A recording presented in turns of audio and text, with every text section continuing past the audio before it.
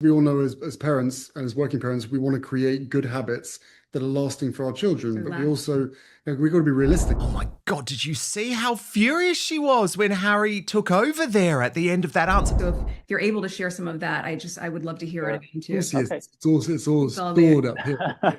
Look at that fake laugh at the end. Look at the fake laugh. As soon as Harry interrupts her, she's like, he's talking. He's talking, stop talking. You cannot replace the feeling of a deep guttural belly laugh. An emoji of laughter is not the same physiological response that we need, that our kids need. Seriously, Meghan Markle, piss off. If there is one person in the world who I do not need lecturing me about the fact that I need to have a laugh, it's you. Meghan's plastic surgery, good Lord. Good Lord. Holy mackerel, folks, she has done it again. Meghan Markle, who was debuting a brand new face, delivering a hypocritical and completely bizarre new interview alongside a miserable Prince Harry for Oprah Winfrey with Gayle King, which was designed to drop in the hours before Catherine's major announcement, major message for her 44th birthday, which they knew was coming, because this had been signposted for some time that Catherine was going to drop this video on the morning of her 44th birthday. So, despite everything that they've said, Harry and Meghan's tactics and their playbook remains identical. Their bitter and twisted war against William and Catherine remains identical. But we're going to call out the lies. Tom Sykes, who is the author of the brilliant Royalist Substack, also European editor-at-large for the Daily Beast, with us today. But first, I want to take you through exactly what went down during an insanely sycophantic interview with Gayle King. Now, you'll remember Gayle King is the BFF of Oprah. She's always been a propagandist for Harry and Meghan. And she makes it clear that she is on their team during the start of this very odd appearance. And as I say, Meghan's plastic surgery, good Lord. Good Lord, watch. We have two special guests that are joining us now. I am very pleased to welcome Prince Harry and Meghan. They are my favorite Duke and Duchess of Sussex. They are my favorites, who have worked extensively over the years on mental health, specifically around online dangers and the vulnerability both adults and children can feel in the digital space. So several years ago, they created the Parents Network. These two are always doing things to help others. It's a global network of families that have lost children who engaged in online content. Their mission is this: to find solutions to keep all the children safe, including yours. Guys, thank you so much for joining us. We really, really appreciate you taking the time, because I'm thinking we're all trying to figure this out and it seems so hard. Meghan and Harry, welcome to you all. Hi. Hi, nice to see you. Hi. Nice to see Nice to you. meet you. Jonathan, good to see you again. Nice to meet you. Very, very nice to see you all. Thank you for having me. I mean, it's such an incredible way to start the year, too, because I think so many people are thinking about what their priorities are for the year, especially as we think about our children or your grandchildren, Gayle, as you said, and to just really reframe it, and also how that fits into our collective mental well-being. So we definitely have questions. And, you know, Jonathan, you're always a wealth of knowledge. So we're thrilled to be able to be here. Well, you've certainly got a lot to think about, Meghan. No staff, no money, business failing. So, of course, what does she do and what does Harry do? Compare big tech companies to drug dealers. Yeah, the big tech companies that she's working with and plugging her crappy products with constantly. Watch. Triggered when we were doing work on this almost 5 years ago at Stanford. Do you remember what they said about in the online space? It's one of the only other places where you call the customer a user. And what they say, the only other place that you hear that is with addiction and drug dealers. Drug dealers. They're users. They're creating this habit. So everything you're saying, I think, of course, rings true.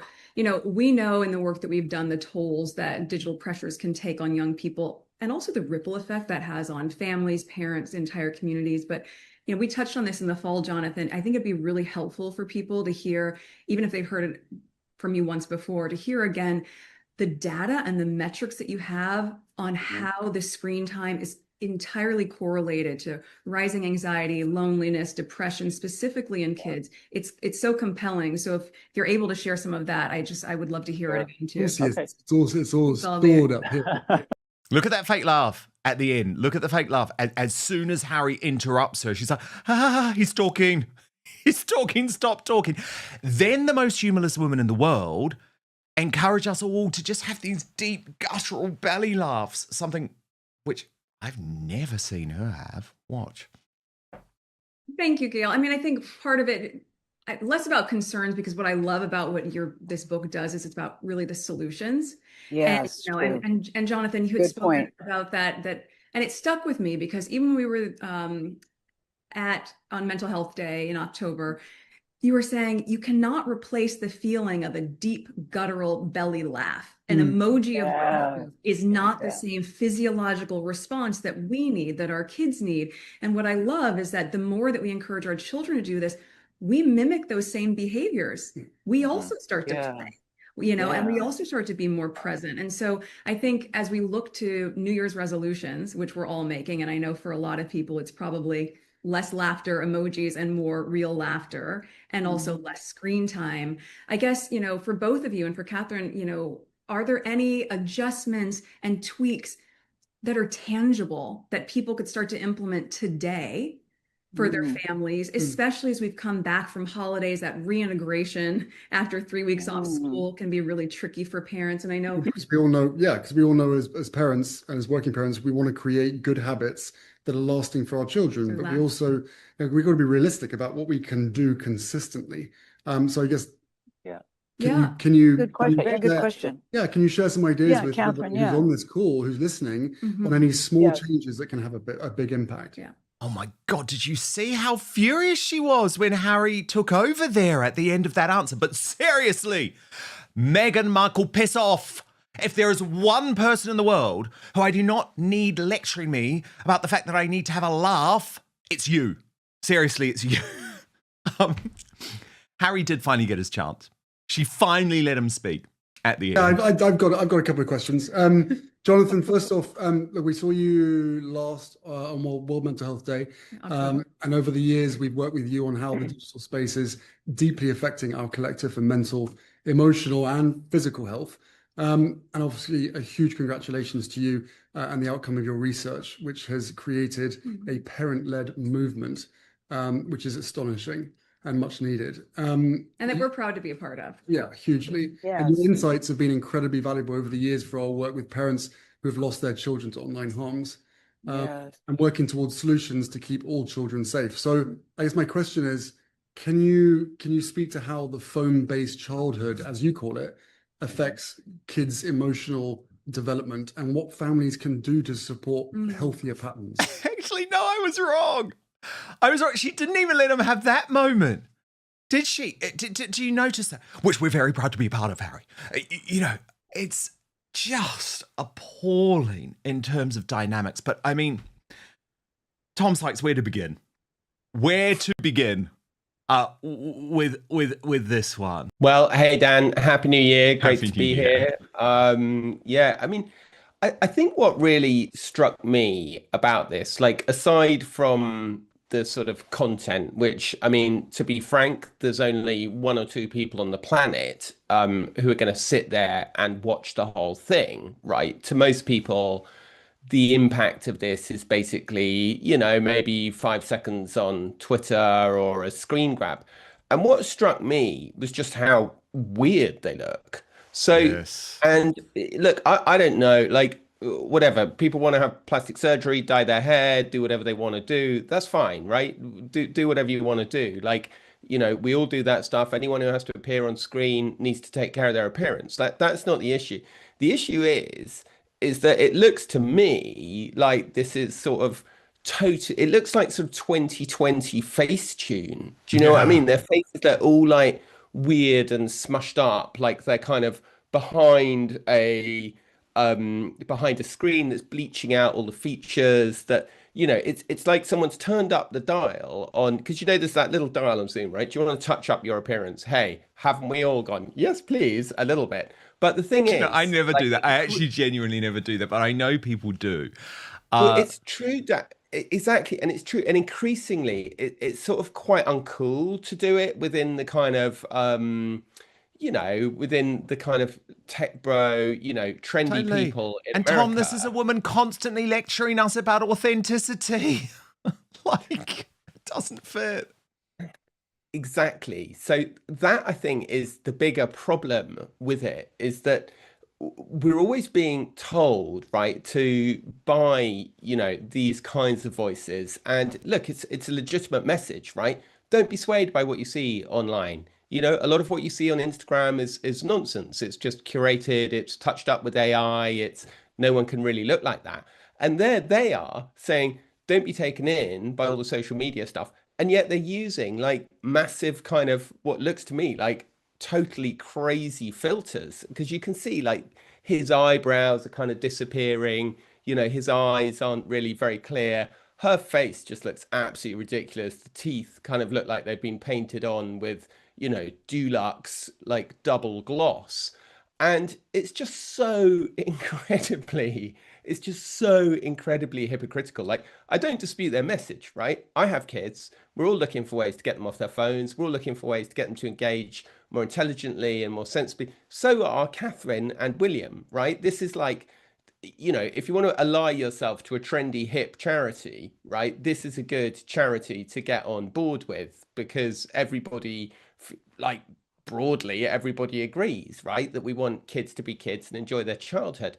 But the problem is that if your whole brand, your whole existence is being mediated through social media, your whole business is selling stuff, selling this kind of domestic fantasia through social media, and then you're actually appearing at an event saying, don't be taken in by social media, with like massive screen filters. I mean, it's just like, you just look at it and you just think, who's advising these people? And we know the answer now. Nobody's advising them. No one. No one. And we also know it's been impossible to advise them, in fairness. Lots of good people, Tom, and some not so good people have tried and failed and come and gone, as we know.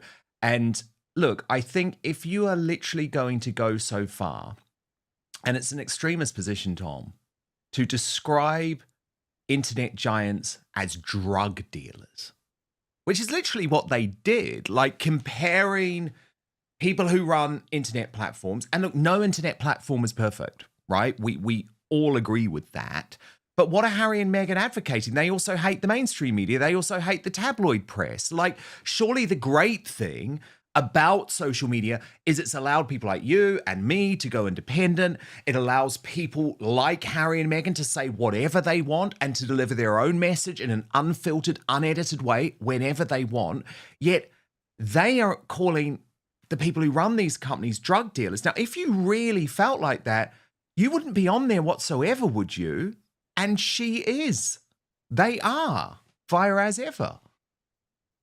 Well, that's exactly it, Dan. And of course, there's a kind of superficial, it looks like there's a sort of superficial logic to what she's saying, right? When she says, oh, they're the only people who call them users, like everyone, that's the same terminology as drug dealers. I mean, actually, it's a really ridiculous thing to say, because if you stop and think from like, libraries call their customers users. Totally. Swimming pools call their customers users. Health centers, do you know what I mean? There's no shortage of companies that refer to their customers as users, because they use their products. So it's kind of like that weird sort of like superficially, like you can sort of nod along with this and go, oh yeah, it all makes sense in a kind of AI slop kind of way. But when you actually drill into it and actually use a bit of critical thinking, it's like the whole thing kind of completely falls apart. I mean, the fact that Facebook refers to they're not really, I mean, I would say in a sense, users is an accurate. It's totally normal. It's totally normal, because, one of the reasons people don't sometimes like calling people customers as well is because then you're almost monetizing people, if it is a service. So, yeah, I mean, the funny thing with them is that clearly someone's told them this and they're like, oh, this is brilliant and we're going to use it. And actually, it doesn't make sense. But Tom, are we seeing a change of strategy here as well? I mean, look, we know that there is really no strategy because all of the people who were implementing the strategy have gone. But for the whole of the past year, we had this professional separation. And I would argue it was to avoid what we just saw, right? Because the on-screen dynamic with Harry and Meghan is awful. It's just awful. Like, she cannot help herself. She does interrupt him. She does talk over herself. There are times when she shows how she really feels in her facial expressions. Like, sometimes it's the plastered on fake smile. But there was one moment in that interview there where he sort of overstepped her and her face immediately hardened and the smile disappeared. And this is one of the reasons why I think we have seen the professional separation, because the dynamic between these two is just awful. And it's so funny, isn't it? Because when you compare it to William and Catherine, who I would argue really do enhance each other at public appearances, there's a good dynamic. The dynamic between the two of them is really uncomfortable. But the fact that they have decided to turn up for what is really quite a small fry event, right? Like the launch of this book. It's on Oprah, but it's not hosted by Oprah. It's hosted by Gayle King, who's sort of like the understudy. Do you think this means we are now going to see more of Harry and Meghan together as like the professional separation over in 2026, given this is the first thing they've done and it is them together side by side again? Yeah, it was very noticeable, wasn't it? The way it was the two of them peering into the camera, sort of, very badly set up. I mean, the light behind them, this kind of shaft of light coming between their bodies, which anybody would tell you telegraphs does not make you look like you're together. Like even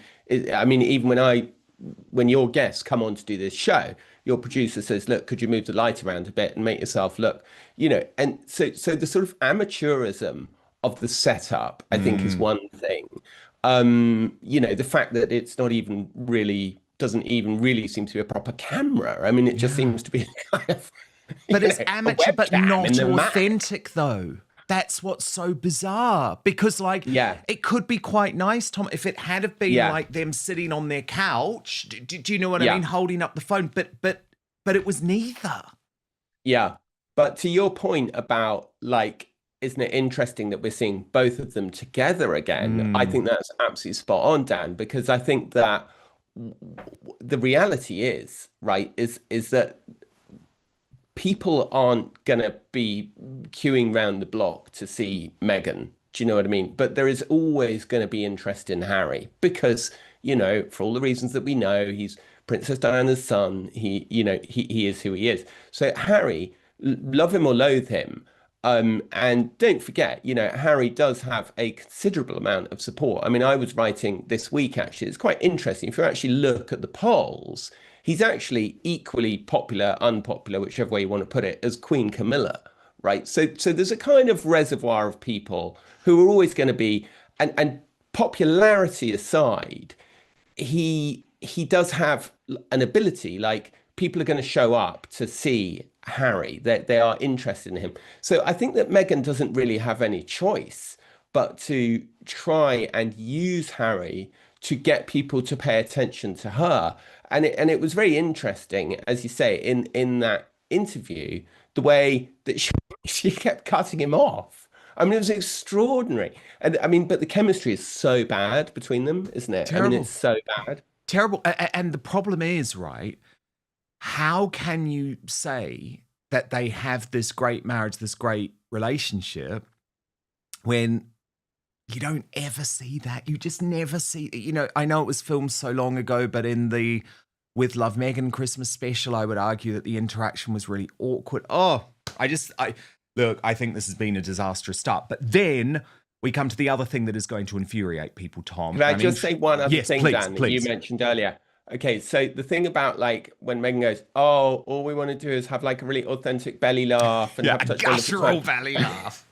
I mean, it seems to me like the whole core of the problem with Meghan and the United Kingdom and why it didn't work out and didn't get on here is her sort of complete inability to have any kind of banter or be self-deprecating in that British way, and that sort of, at the risk of a massive generalization, that sort of slightly Californian thing of taking everything very seriously, where even pulling a cracker has to be a statement of intentional fun and this kind of stuff. I mean, it's like, do you know what I mean? It's like, and there's always been this attempt to try and sell Meghan as she's such great fun, we have such a great time, but I think it's a dead horse that they're flogging. Well, we've just never seen it.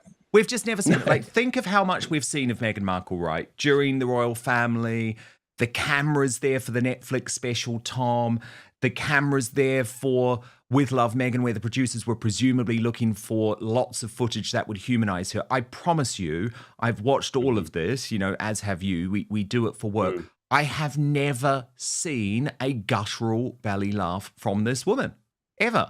I just, like, it's just not what she does. It's not her thing.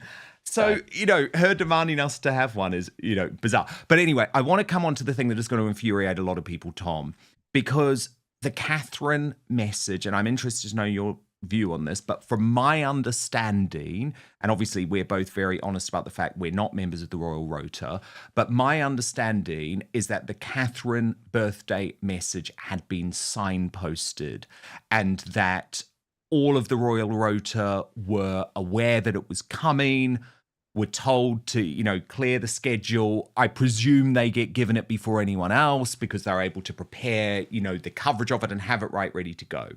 So it feels very unlikely to me that Harry and Meghan were not aware that this first appearance of the year was going to clash directly with Catherine's birthday. I mean, it was released, Tom, in the early hours in the United Kingdom of Catherine's actual birthday. Yeah, well, I think that they're in permanent competition, aren't they? So whether or not they knew the specifics of what was coming, they obviously knew something was coming for her birthday and weren't content to leave the field clear, as it were. And I think what's very clear, what we see over and over again, is this is their way of saying, hey, look, we're not going to shut up. We're a couple on the move. We're on maneuvers. We've got our own agenda, and we're going to do our own thing. And in a sense, that would be fine, right? But it's just weird how their own thing always seems to sort of collide with, the other person's thing.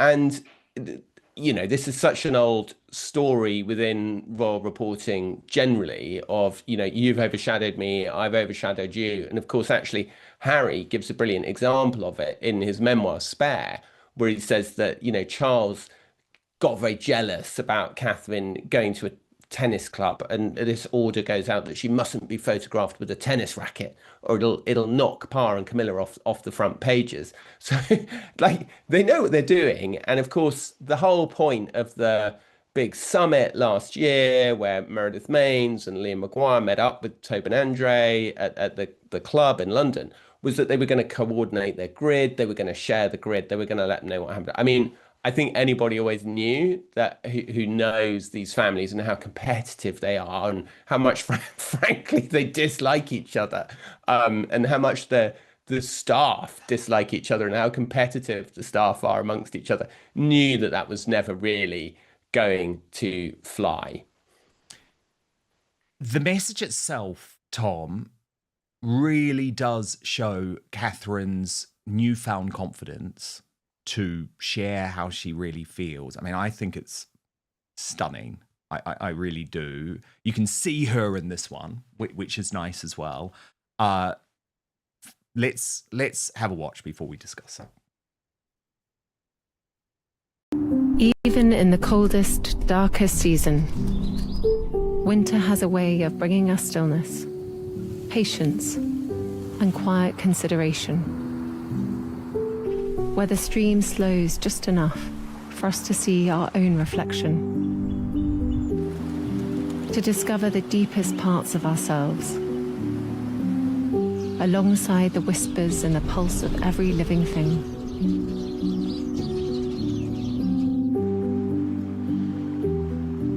I find myself reflecting on how deeply grateful I am.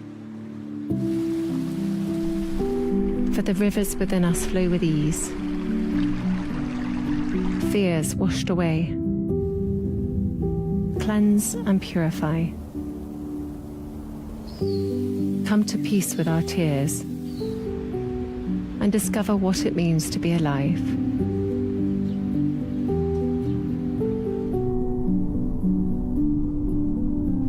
be at one with nature. A quiet teacher and a soft voice that guides. In memory, helping us to heal.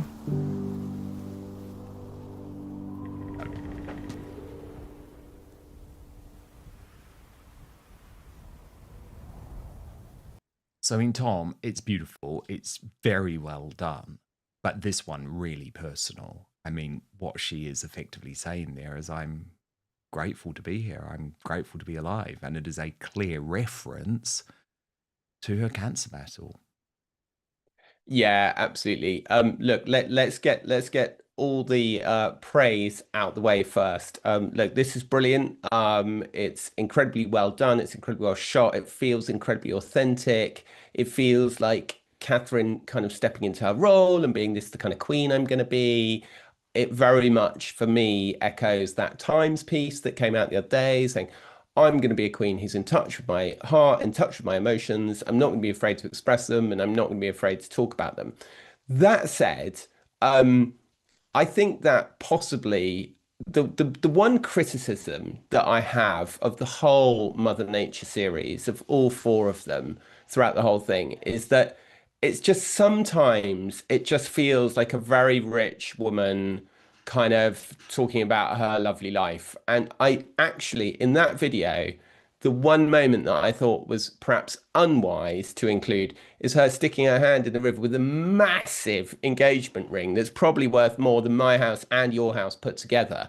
And so I think she just needs to be slightly careful. I mean, brilliant. Lean into the kind of, you know, the empathy, the compassion, the lean into like, this is who I am. I'm so grateful to be alive. I've been through cancer. I've recovered. Fantastic. Just be slightly cautious of looking like an unbelievably privileged kind of person, because, you know, there's lots of people. I mean, I wrote about this earlier today, and there's a considerable body. There's a considerable proportion of people watching this who've been through cancer who haven't had top level care from the NHS, right? Who've had a difficult time, who've been left on trolleys and waiting lists and not been seen in a prompt and respectful amount of time, and, you know, all that kind of thing. So I think that I think it's ultimately, look, I welcome it, and I think that it's completely. The thing is about it is that despite all that stuff of it slightly looking like a sort of, you know, very privileged rich woman walking through her lovely extensive estate, despite all that, I think because it's so authentic and because she does really speak from the heart, I think that people are kind of going to be able to overlook it. I mean, the reaction that I've seen online has been incredibly positive about it. People saying this is wonderful and they love it. There's a few voices saying, look, come on, this is not my experience of winter. My experience of winter is the car not starting and the pipes freezing. But, like, you know, hey. Yeah, like but look, the thing authentic. is, cancer is a great leveler. I mean, I'm not doubting for a single moment that Catherine received top tier treatment. Of course, that is what is going to happen with someone who is a future queen. But it's a real leveler, isn't it? When all of a sudden you're sitting alongside those people and all of your lives are at stake. And we'll talk about it actually when we move over to Substack for more of the Royal Uncancelled After Show. But there was that appearance at the hospital yesterday where Catherine was able to empathise in a way that many royals can't, because she has actually gone through it. So I do want to get into that, because Tom Sykes has some interesting views about a bit of a risk for Catherine, just making sure that she doesn't overshadow her husband. Princess Kate and Prince William shared a touching moment as they surprised NHS staff during a tea break at Charing Cross Hospital in West London to thank them for their hard work. The Prince of Wales had been scheduled to visit the hospital alone for his first engagement since Christmas, but in a last-minute change, he was joined by the Princess of Wales, who celebrates her 44th birthday tomorrow.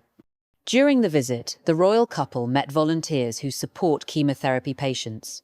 One volunteer explained that families often sit by bedsides for hours. Kate, whose cancer is now in remission, replied, "I know," before gently touching William's arm and adding, "We know." The couple surprised staff in the hospital canteen, joining a tea party organised to thank volunteers and healthcare workers for their dedication during a difficult winter period. Walking into the room, William joked, "Happy New Year. Can we still say that?" as staff reacted with shock and delight. Volunteer Maureen Gilmore, 86, said, "They are so sweet. Everyone was really positive. I loved it." Kate described hospital visits as a daunting experience and praised volunteers for supporting patients, while William told staff, "You should be very proud of giving your time." Knowing what to say and not to say is a real skill. The couple also toured the hospital's rehabilitation unit, therapy, gym and arts room, and met NHS charity leaders to discuss staff well-being and patient care. William said, "Catherine and I have both had different experiences with hospitals. Coming here reminds us how important all the teams are, the staff, the patients, and the carers. It's heartwarming and vital that we recognise the incredible work of the NHS." Kate added, "There's amazing work going on here. It makes a big difference to patients." The visit was their first joint public engagement of 2024 and was hosted by NHS charities Together, of which William and Kate are joint patrons.